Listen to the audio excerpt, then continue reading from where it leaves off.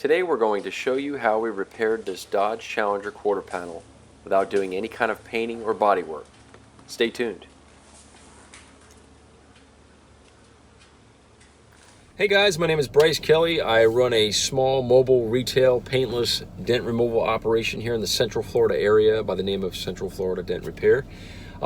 Today I want to talk about a kind of a transition I'm taking with this YouTube channel.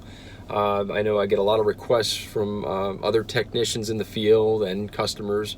I kind of want to make the transition of this being compatible for both a customer looking for paintless dent removal as well as a way for technicians to better themselves in their paintless dent removal journey.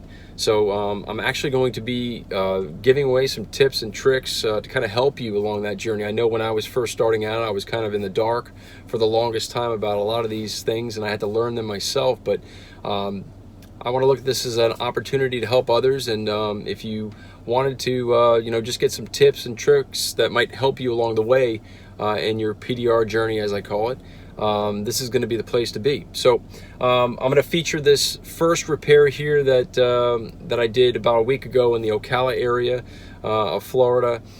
This is certainly a what you would call extreme paintless dent removal, and just check it out and relax. And I know it's kind of a long video, but for sure you will get some knowledge out of it. And for my customers out there that are looking for paintless dent repair as an option to repair their car, this is a very valuable source as well. So stay tuned and check it out. Okay guys, 2017 Dodge Challenger SRT-8. As you can see, left quarter panel damage, runs right against the edge there, making this an extremely challenging repair, no pun intended. This is actually, on a scale of 1 to 10, I would say roughly about a 10. This honestly was one of the most challenging repairs I've ever taken on in my PDR career, just given the severity and location. This customer, I explained to him that the access part of this was the biggest issue. This particular area, as you know, is structural. There's no getting a tool inside that area, so we had to resort to using this porta-power. Essentially just a hydraulic way of moving the metal back out in a controlled fashion. So we're basically just putting this in there, and I'll show you the setup here. And basically where the wheel tub comes together with the structure of the car there's like a ledge you can see on the inner portion there, and then I taped off the outer portion to protect the panel bonding seam sealer in that area so we don't damage it in the process of moving it out. You can see that whole quarter panel kind of shifting and moving. I did have to speed this repair up, obviously, in the video, because it's literally a 10-hour repair that I don't want to make you sit through. Alright, so we actually had to go inside and start removing some of the interior trim panel pieces. I actually took the seat out and also removed that quarter panel trim panel from the interior there as well, and you can see it coming out. And I'm going to show you here the progress from working just on the hydraulics part of the repair, just kind of getting some of that out.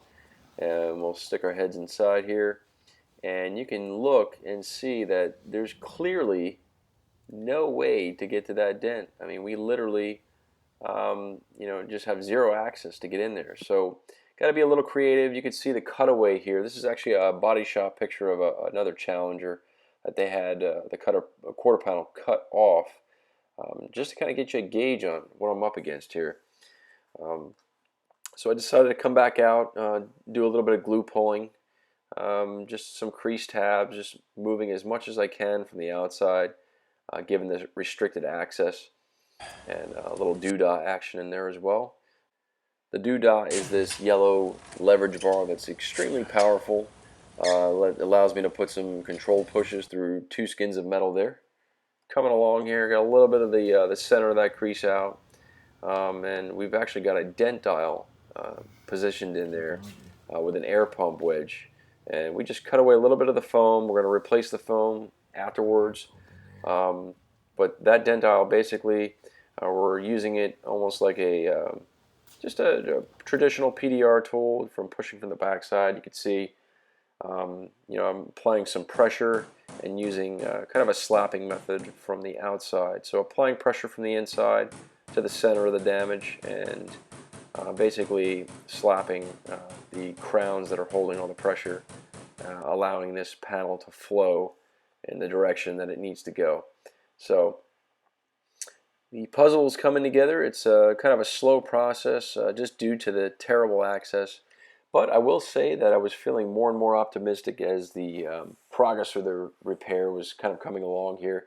The panel was starting to strengthen in the way that I wanted it to. And once you get to that point, you can kind of relax somewhat, because the uncertainty part of these repairs is something that a lot of technicians just fear. I actually crave that in a weird way. I love a challenge, and this particular repair was just that. I got a little desperate at one point. I actually was looking for some lower access to this repair, and I found it through this rocker panel. There's several cutouts, that I was able to slip a nice hook tool in there and get to the very edge. Not the very, very edge, but just enough to get some detail work towards that edge.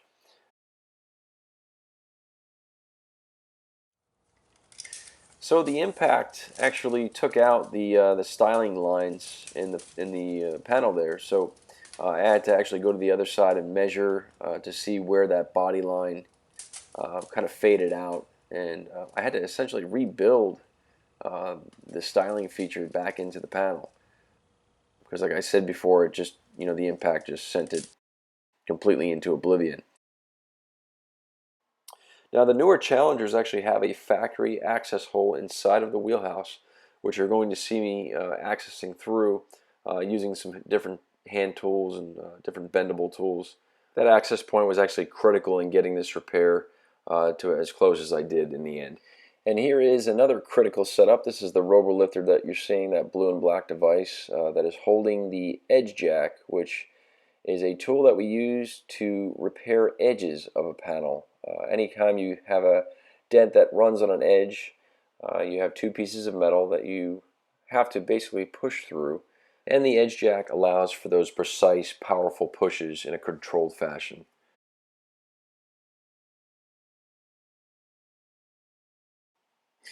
And you can see the daylight to nighttime transition here, and we are just kind of trucking through here, moving that metal. We're in the finishing stages here, and there's a lot of work to do in the finishing part of these repairs. One thing that you'll find if you're a technician doing these types of extreme repairs, if you're going to take them on, you have to be willing to stay until the very end, until you can get them as close as you possibly can.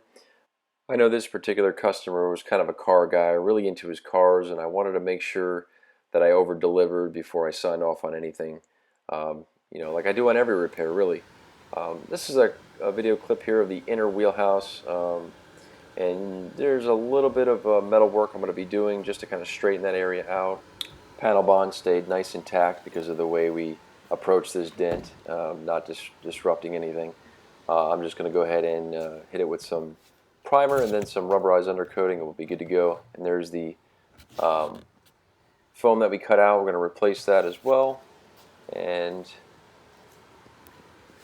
I forgot to actually mention that black thing you're seeing right there, that little patch, that's actually a factory piece of like almost butyl tape, looks like, that covers the access hole that I was up there working from to get that upper portion of the dent repair. And after many hours of work, here is the end result. Came out fantastic. We had a really happy, satisfied customer in the end. And we're going to put the light up to it so you can really kind of see how good this thing came out. This was definitely a win-win scenario for this particular customer, or any customer in general really that chooses to use the paintless method of repair. Getting to keep the original paint finish on any vehicle is huge, given the fact that the original paint is the highest in quality and the most resilient over time. Not to mention, we did this in the convenience of the customer's home. Did not have to drop the vehicle off anywhere. or leave it anywhere for a couple weeks. Oh, and I left out the part where there's no diminished value and 0 history report on this vehicle as well. All this pretty much just equals no-brainer if the vehicle is a good candidate for this process.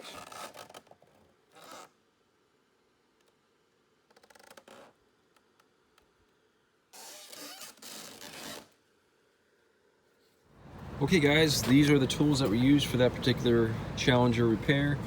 You have the Kiko K-bar, which is huge for glue pulling, extreme dent repair. We have also, this is the Kiko mini lifter loaded with the edge jack by Shane Jacks. Awesome for doing edges, mandatory if you ask me for doing edges. Also have a striking hammer along with a steel core knockdown that I keep sharpened with a, this is a Dent craft tip, I believe. Also have the dent dial. If you don't have one of these, I don't know what you're thinking. Go get one. Made by Sal Contreras.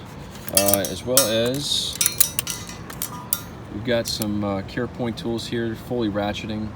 Awesome tools. I do a lot of bending with these, as you can see.